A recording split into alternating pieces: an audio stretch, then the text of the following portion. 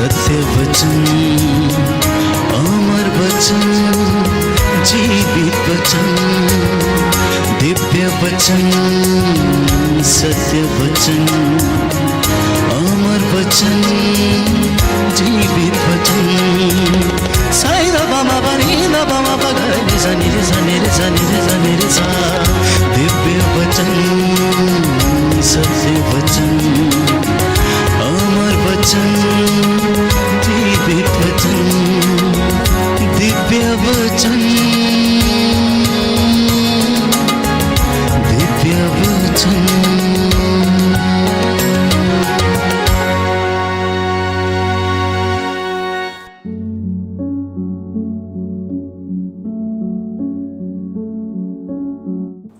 सबको जय यीशु की।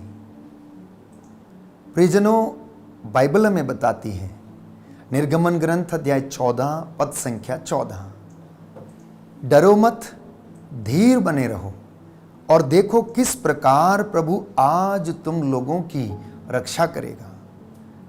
और मूसा ने लोगों से कहा कि प्रभु तुम्हारी ओर से युद्ध करेगा।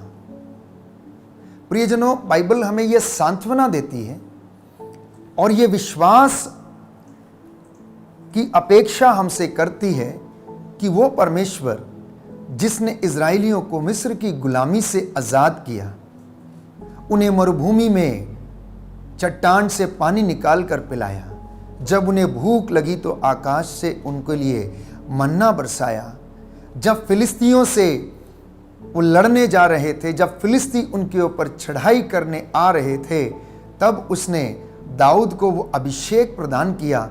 और दाऊद जब फिलिस्तियों से लड़ने के लिए गया, फिलिस्तियों की ओर से युद्ध करने के लिए जब गोलियत सामने आया, उसने ललकारा, तो परमेश्वर ने दाऊद के साथ रहकर इजराइलियों की ओर से युद्ध किया।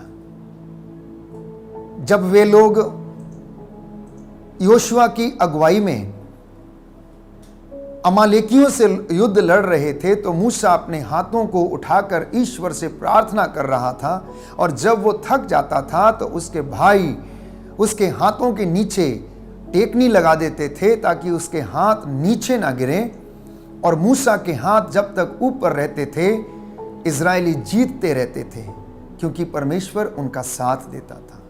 वो परमेश्वर हमसे वादा करता है कि तुम डरो मत, मैं तुम्हारी ओर से युद्ध करूंगा, मैं तुम्हारी ओर से लड़ूंगा। हम अपने जीवन में अनेक बार ऐसे कष्टों से और परेशानियों से होकर गुजरते हैं। हमारे जीवन में, परिवार में आए दिन कुछ ना कुछ समस्या रहती है। आध्यात्मिक जीवन में कष्ट है, हमारे पारिवारिक जीवन में कष्ट है। जब हम धैर्य खो लेते हैं, हो सकता है कि हम उदास हो जाते हैं। अनेक बार हमारे जीवन में ऐसी दुविधाएं उत्पन्न हो जाती हैं कि हम उन दुविधाओं से निकल नहीं पाते हैं। ऐसी परिस्थिति में प्रभु का वचन हमें सांत्वना देता है कि वो हमारी ओर से युद्ध करेगा। वो प्रभु हमारी ओर से युद्ध करेगा और तुम्हें कुछ नहीं करना पड़ेगा। प्रवक्ता ग्रंथ अध्याय 2 पद संख्या 6। प्रभु हमसे अपेक्षा करता है और वचन हमें बताता है कि तुम ईश्वर पर निर्भर रहो और वह तुम्हारी सहायता करेगा।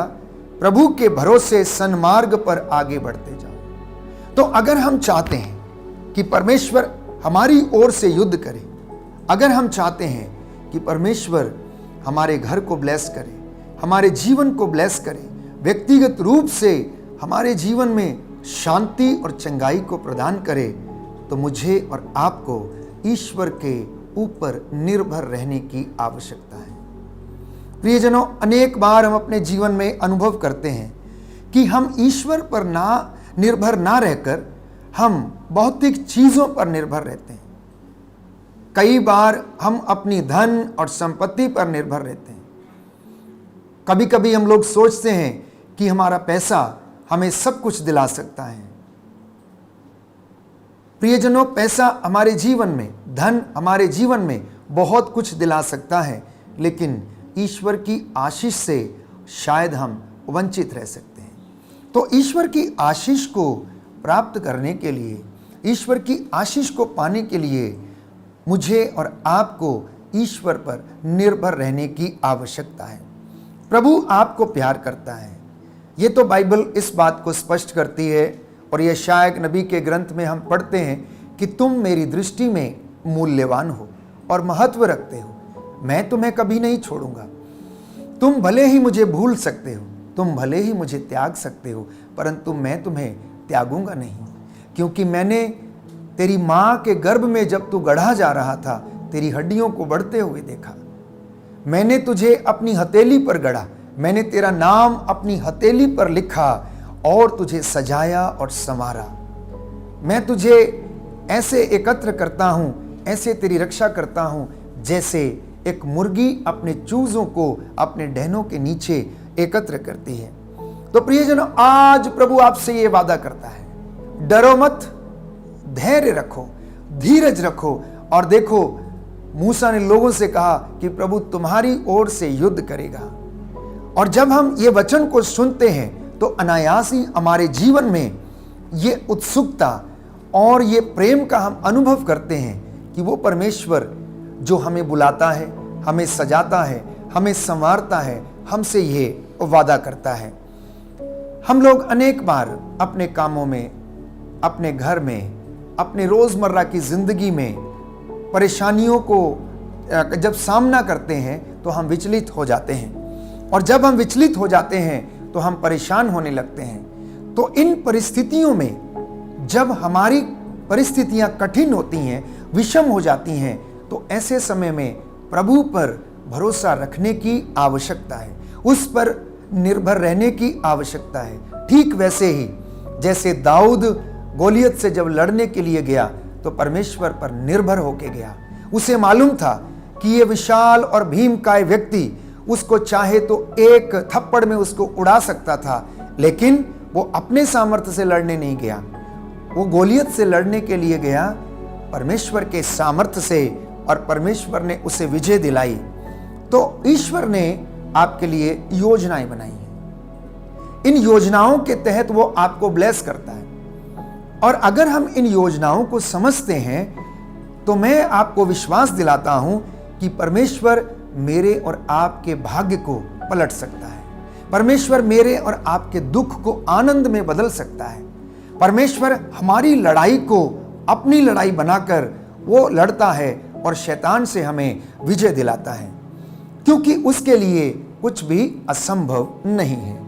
वचन कहता है कि धर्मी खजूर की तरह फलता है, लेबानोन के देवदार की तरह बढ़ता है। और आज जितने भी लोग अपने विश्वास को खो चुके हैं, प्रभु उन्हें ढारस बंधा रहा है। मेरे पुत्र, मेरी पुत्री, प्रियजनों, वो यही ढारस देता है कि तुम डरो मत, धीर बने रहो अंत तक, क्योंकि जो अंत तक धीर बना रहेगा वही मुक्ति प्राप्त करेगा। तो प्रभु यीशु आज हमारे बीच में उपस्थित हैं। आप में से जितने भी लोग प्रभु का वचन ये सुनते हैं या सुन रहे हैं, इस वक्त वचन के माध्यम से वो हमसे बातें कर रहा है और आपको सांत्वना दे रहा है। तो बाइबल ये कहती है कि जो उनमें अपना चित्त लगाते हैं, जो उसमें अपना मन लगाते हैं, वह उनका आदर करता है और उन्हें आशीष देता है। इसलिए बाइबल हमें बताती है, सामुएल का पहला ग्रंथ अध्याय 2 पद संख्या 30 में हम पढ़ते हैं कि प्रभु ये कहता है, जो मेरा आदर करते हैं मैं उनका आदर करता हूं, और जो मुझे तुच्छ जानते हैं मैं भी उन्हें तुच्छ जानता हूं। यदि आप चाहते हैं कि परमेश्वर आपको इन विषम परिस्थितियों से उबारे, यदि आप चाहते हैं कि वो आपको ब्लेस करे, तो मुझे और आपको ये विश्वास करने की आवश्यकता है, प्रभु पर निर्भर रहकर ये कहने की आवश्यकता है, हे प्रभु मुझे आशीष दे और मेरी ओर से आप ये काम करें। मैं इस काम को करने में असमर्थ हूं, क्योंकि जब हम अपने जीवन में धार्मिकता का आचरण करते हैं, जब हम अपने जीवन को आध्यात्मिकता की चादर से ढक लेते हैं, तो प्रभु का वचन हमें कहता है कि ईश्वर हमें सुरक्षित रखता है। हबक्कुक का ग्रंथ वचन हमें बताता है, अध्याय 2 पद संख्या 4, नबी हबक्कुक का ग्रंथ अध्याय 2 पद संख्या 4, प्रभु का वचन कहता है जो धर्मी है वो अपनी धार्मिकता के कारण सुरक्षित रहेगा। जो धर्मी है वो अपनी धार्मिकता के कारण सुरक्षित रहेगा। जो नबूवत करता है उसे नबूवत करने के लिए पुरस्कार दिया जाएगा। जो सेवा करता है उसे सेवा का पुरस्कार दिया जाएगा। जो वचन सुनाता है उसे वचन की सेवा करने का पुरस्कार मिलेगा। और जो धर्मी है उसकी धार्मिकता के कारण वो सुरक्षित रहेगा और प्रभु उसे पुरस्कृत करेगा। तो हम अपने हृदय में विश्वास करें कि परमेश्वर हमको इन कठिनाइयों में हमारी सहायता करता और हमें आशीष प्रदान करता है। मार्कुस का सुसमाचार अध्याय 9 पद संख्या 23। प्रभु का वचन कहता है कि विश्वास करने वाले के लिए सब कुछ संभव है। विश्वास करने वाले के लिए सब कुछ संभव है। यदि तुम विश्वास करोगी तो ईश्वर की महिमा देखोगी। जब प्रभु यीशु लाजरस के घर में गया, उसकी दोनों बहनें लाजरस की मौत के कारण विलाप कर रही थी। वो जानती थी कि अगर यीशु यहां पर होता तो उनका भाई नहीं मरता, परंतु दुख में, कष्ट में, जबकि उन्होंने अपना प्रिय भाई खो दिया था, तो ये लाजमी सी बात थी, ये स्वाभाविक था। आंसू बहाना स्वाभाविक था, विलाप करना स्वाभाविक था और विश्वास में डगमगा जाना भी स्वाभाविक था। और वो यही सोच रही थी कि काश अगर ईसा उनके यहां पर होते तो उनका भाई नहीं मरता। लेकिन प्रभु की योजना तो कुछ और ही थी। प्रभु की योजना ये थी कि वो मार्था के विश्वास को और ज्यादा दृढ़ करना चाहते थे। इसलिए वो चौथे दिन उनके घर में पहुंचे और जब वो आकर उनकी बहनों से मिलते हैं तो उनसे बोलते हैं कि तुमने उसे कहाँ रखा है। और मार्था कह उठती है, प्रभु आज तो 4 दिन हो गए हैं, अब तो बदबू आती होगी। और प्रभु यीशु उनसे कहता है, क्या मैंने तुमसे नहीं कहा यदि तुम विश्वास करोगी तो ईश्वर की महिमा देखोगी। जीवन और पुनरुत्थान प्रभु कहता है मैं हूं, मैं तुम्हारे लिए सब कार्य करता हूं। तुम अपनी आंखों से अविश्वास का पर्दा हटाओ, साथ ही साथ इस कब्र के ऊपर से ये पत्थर हटाओ और देखो कि मैं तुम्हारे लिए ये कार्य करने जा रहा हूं। मैं तुम्हें ईश्वर की महिमा को तुम्हारे बीच में प्रकट करने के लिए यहां पर उपस्थित हूं। पर हम जब कष्ट से गुजरते हैं हम विश्वास नहीं कर पाते हैं, हम विश्वास में कमजोर हो जाते हैं। हम ये सोचने लगते हैं कि हम अकेले हैं। इजराइलियों ने मरुभूमि में जब यात्रा करते समय वो कई बार बार अपने इरादों से, अपने विश्वास से वो भटक गए। इसलिए वो मूसा को कहने लगे कि आप हमें क्यों लेकर आए हैं? क्या आप हमें मरने के लिए यहां पर लेकर आए हैं? हमारे पास खाने को नहीं है, हमारे पास पीने को नहीं है और दुश्मन हमारे ऊपर चढ़ाई करता हुआ आ रहा है। अब हम कैसे बचेंगे? हम क्या करेंगे?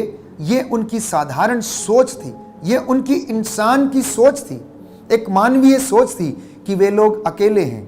लेकिन परमेश्वर ने उन्हें बार बार ये मौका दिया इस बात को समझने का कि मैं उनके साथ हूं, मैं तुम्हारी ओर से युद्ध करता हूं। और उनको याद दिलाता है, देखो मैंने तुम्हारे लिए मरुभूमि में चट्टान से पानी निकाला, मैंने तुम्हारे लिए आकाश से मन्ना बरसाया, मैंने तुम्हारे लिए लाल सागर में रास्ता बनाया, मैंने तुम्हारे लिए ऐसे अनेक कार्य किए जिनको देखकर भी तुम विश्वास नहीं करते हो। तुम्हारी आंखें हैं परंतु तुम देखते नहीं हो, तुम्हारे कान हैं परंतु तुम सुनते नहीं हो। तुम विश्वास करने में कितने मंदमती हो। क्या मैंने तुम्हारे लिए ये सारे काम नहीं किए? क्या मैंने बादल के खंबे में के रूप में तुम्हारे आगे आगे चलकर तुम्हारा नेतृत्व नहीं किया, तुम्हारी अगुवाई नहीं की? क्या मैंने रात को अग्नि स्तंभ के रूप में तुम्हें प्रकाश नहीं दिया? इतना सब कुछ करने के बावजूद तुम अपने विश्वास में कमजोर क्यों? तुम अकेलापन क्यों महसूस करते हो? क्या मैंने तुमसे वादे नहीं किए हैं? क्या मैंने अपने एक एक वादे को पूरा नहीं किया? ये परमेश्वर आज हमसे सवाल करता है प्रिय भाइयों और बहनों। इसलिए मसीहियों को इस बात पर विश्वास करने की आवश्यकता है कि परमेश्वर निरंतर मेरे और आपके लिए युद्ध करता है, क्योंकि हम उसके बच्चे हैं। उसने हमको चुना है। उसने माता की गोद में जब हम बढ़ रहे थे तो हमें उसने संभाला, जब हम दूध पीते थे तब उसने हमें संभाला। और वचन हमसे बताता है, बाइबल ये कहती है कि प्रभु कहता है कि मैंने तुझे मां की गोद में संभाला। यूदा, याद कर, जब तू छोटा था अपनी मां की गोद में तू खेला करता था, मैंने उस समय तेरी रक्षा की। क्या मैं अब ऐसा नहीं करूंगा? मैं तेरे बुढ़ापे तक ऐसा करूंगा। तेरे बाल पक जाएंगे तब भी मैं ऐसा करूंगा। मैं तुझे कभी नहीं छोड़ूंगा, मैं तुझे कभी नहीं त्यागूंगा। एक स्त्री, बाइबल हमें बताती है मार्कुस के सुसमाचार अध्याय 5 पद संख्या 25 में, जो 12 बरस से रक्तस्राव से पीड़ित थी, वो हार चुकी थी। अनेक इलाज करने के कारण वो इतनी त्रस्त थी, सब कुछ समाप्त कर चुकी थी, पैसा लगभग समाप्त था और वो हार चुकी थी। ऐसी ही दशा आप में से कई लोगों की हो सकती है, जो अपने जीवन में हारा हुआ महसूस करते हैं, दुष्ट आत्माओं के वश में हैं, अनेक प्रकार से सताए जाते हैं, अत्याचार के कारण, बीमारी के कारण, लोगों की गलत धारणाओं के कारण हो सकता है आप कष्ट सह रहे हो। लेकिन ये रक्तस्राव से पीड़ित स्त्री मन ही मन कहती रहती है, उसने यीशु के विषय में सुना था, उसने यीशु के विषय में ये जाना लोगों से कि वो एक महान व्यक्ति है, वो एक नबी है, जिस पर हाथ रखता है वो चंगे हो जाते हैं। और इसे भी वो विश्वास था कि अगर वो उसके कपड़े का पल्ला छू ले तो वो चंगी हो जाएगी। और वास्तव में यही उसका विश्वास उसे इस बीमारी से आजाद कराता है। वो भीड़ के अंदर भीड़ को चीरती हुई जाती है और धीरे से यीशु के कपड़े का पल्ला छू लेती है। जैसे ही वो पल्ला छूती है, यीशु के अंदर से सामर्थ निकलता है। यीशु इसको अनुभव करते हैं और वो अपने मन में सोचती है कि वो चंगी हो गई है। प्रियजनों, ऐसा ही हमारे जीवन में भी है।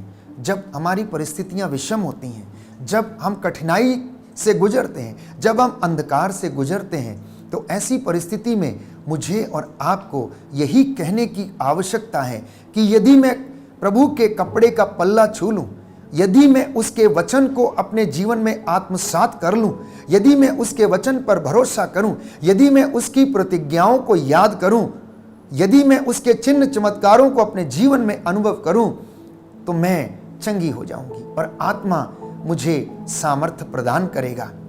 एक दूसरा उदाहरण मैं आपके सामने रखता हूं। मार्कुस का सुसमाचार अध्याय 5 पद संख्या 21। सभागृह का जेरुस नामक अधिकारी यीशु के पास आता है और कहता है कि मेरी बेटी मरने पर है, आइए उस पर हाथ रख दीजिए जिससे वह अच्छी हो जाए। आइए उस पर हाथ रख दीजिए जिससे वह अच्छी हो जाए। ये उसके वचन थे और वो यीशु से निवेदन करता है, आग्रह करता है।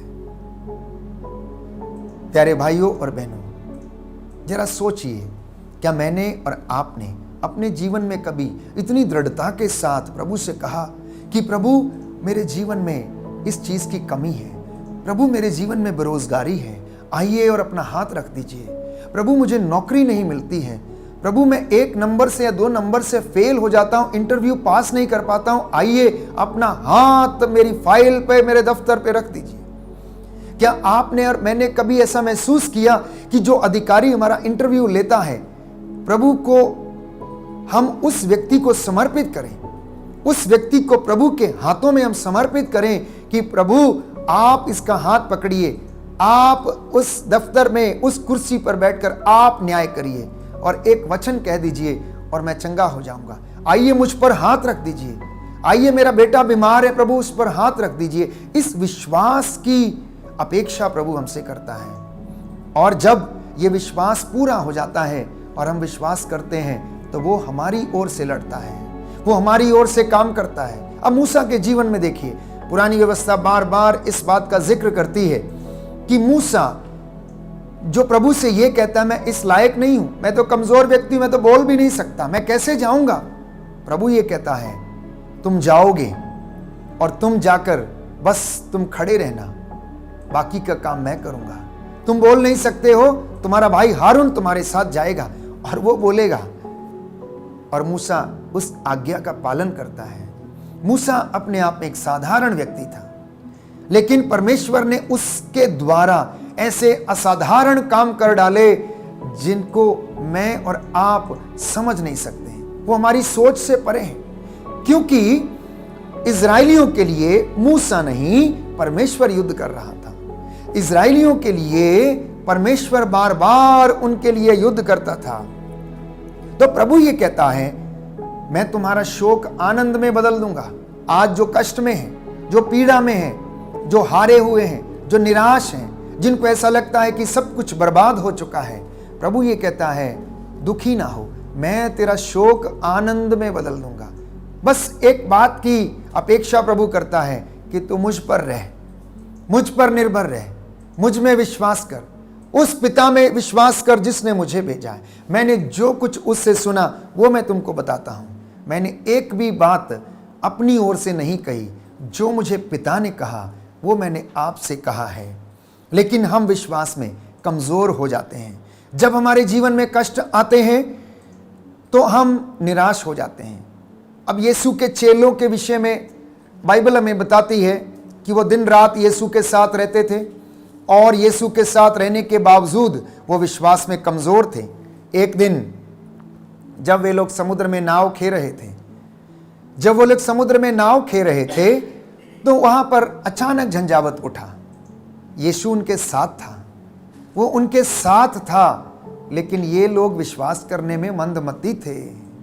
प्रभु ने ये कहा, डरो मत, ढारस रखो, मैं तुम्हारे साथ हूं। लेकिन चेले फिर भी विश्वास नहीं कर पाए और प्रभु को जाकर कहने लगते हैं कि हम डूब रहे हैं और आप सो रहे हैं। क्या आपको हमारी कोई चिंता नहीं है? आप हमें बचाइए, क्योंकि ये तूफान की लहरें, ये समुद्री तूफान इतना भयानक है कि लहरें नाव को डुबोए जा रही हैं और हम कष्ट में हैं। प्रभु आइए और हमें बचाइए।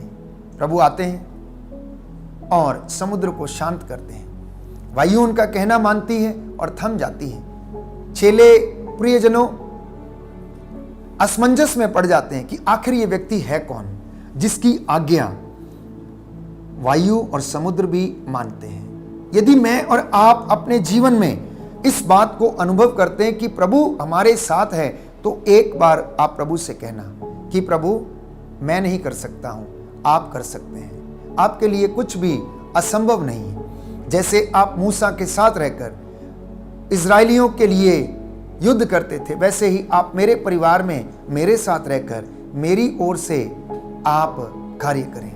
प्रभु मैं आपको समर्पित करता हूं।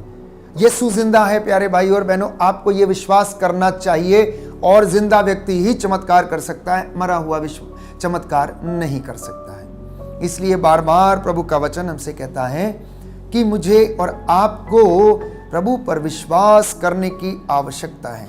प्रभु का एक चेला थॉमस, जिसे प्रेरितों ने कहा कि हमने ईसा को देखा है और प्रभु हमें मिल गए हैं, और थॉमस जानते हैं क्या कहता है, जब तक मैं उनके छिदे हुए हाथों में अपनी उंगली न डाल लूं, जब तक उनकी छिदी हुई बगल में अपना हाथ न डाल लूं, तब तक मैं विश्वास नहीं करूंगा। कभी कभी हमारी दुर्गति भी ऐसी ही होती है। कभी कभी हमारे जीवन में भी ऐसे ही कष्ट और परेशानियां आती हैं कि हम अपने विश्वास को और दृढ़ता के साथ अनुभव करना चाहते हैं। हम उसको क्लियर करना चाहते हैं, अपनी शंकाओं को दूर करना चाहते हैं। यह अच्छी बात है, आप करिए, लेकिन आप वचन पढ़िए और प्रभु की प्रतिज्ञाओं पर भरोसा करिए। बाइबल में जो वचन लिखे गए हैं, परमेश्वर ने जो अपने वादे किए हैं, और वो ये कहता है, मैं अपने वादों का सच्चा हूं। मैं अपने नाम की शपथ लेकर ये कहता हूं कि मैंने जो कुछ कहा है मैं सब कुछ पूरा करूंगा। यदि आप ये विश्वास करते हैं तो आज आपके जीवन में ये पूरा होगा। महामारी के दौर से हम गुजरे और इस महामारी के दौरान प्रभु ने हमारे जीवन में अनेक चिन्ह चमत्कार किए। हो सकता है आप में से बहुत सारे लोग बीमार पड़े होंगे, हो सकता है आप में से बहुत सारे लोगों के घर में कष्ट रहा होगा, बेरोजगारी रही होगी, खाने के लिए हो सकता है कि भोजन ना रहा हो, लेकिन फिर भी प्रभु ने किसी न किसी रूप में आप लोगों को भोजन की व्यवस्था कराई, आप लोगों को अच्छे स्वास्थ्य उसने प्रदान किया और इस बेरोजगारी के बंधन को तोड़ा और आप लोगों की ओर से उसने हर चीज की व्यवस्था की और आशीष प्रदान की। तो प्रियजनों, थॉमस जब प्रभु को देख लेता है और यीशु की बात को सुनता है कि थॉमस आओ और देखो, ये मेरे हाथ हैं, इनमें अपनी उंगली डालो, ये मेरी बगल है, अपना हाथ इसमें डालकर देखो और अविश्वासी नहीं विश्वासी बनो। और थॉमस चिल्लाया, जोर से चिल्लाया, मेरे प्रभु, मेरे ईश्वर। तो प्रभु ने उससे कहा, क्या तुम इसलिए विश्वास करते हो कि तुमने मुझे देख लिया है? परंतु धन्य है वे जो बिना देखे विश्वास करते हैं। थॉमस, अविश्वासी नहीं, तुम विश्वासी बनो। जब कोई व्यक्ति विश्वासी बन जाता है तो प्रभु उसकी ओर से लड़ता है, उसकी ओर से युद्ध करता है, क्योंकि प्रभु ये कहता है, वचन हमें बताता, संत पौलुस लिखता है एफिसियों की पत्री अध्याय 6 पद संख्या 10 और उससे आगे कि हमारी लड़ाई दुष्ट आत्माओं से है, आकाश की शैतानी हरकतों से है, आकाश की दुष्ट आत्माओं से, संसार के अधिपतियों, अंधकार की शक्तियों से है। और इन शक्तियों से लड़ने के लिए प्यारे भाइयों और बहनों, मुझे और आपको परमेश्वर के सामर्थ्य की जरूरत है, परमेश्वर के शस्त्र धारण करने की जरूरत है। धार्मिकता का कवच, प्रार्थना, विश्वास की ढाल, मुक्ति का टोप और पवित्र आत्मा की तलवार, ईश्वर का वचन धारण करके आगे बढ़ने की जरूरत है। जब हम परमेश्वर के हथियार धारण करते हैं तो हम स्वाभाविक रूप से इन शैतानी दुष्ट आत्माओं का सामना कर सकते हैं। तो आज का ये वचन जिसे आपने सुना है आपके जीवन में शांति लाए, चंगाई लाए और आप ये विश्वास करें कि प्रभु आपकी ओर से युद्ध करेगा। आपको युद्ध करने की आवश्यकता नहीं, बस आप उसके नाम से खड़े हो जाएं और प्रभु से कहें कि प्रभु, मैं अपने आप को समर्पित करता हूं। प्रभु आपको आशीष दे। आमीन।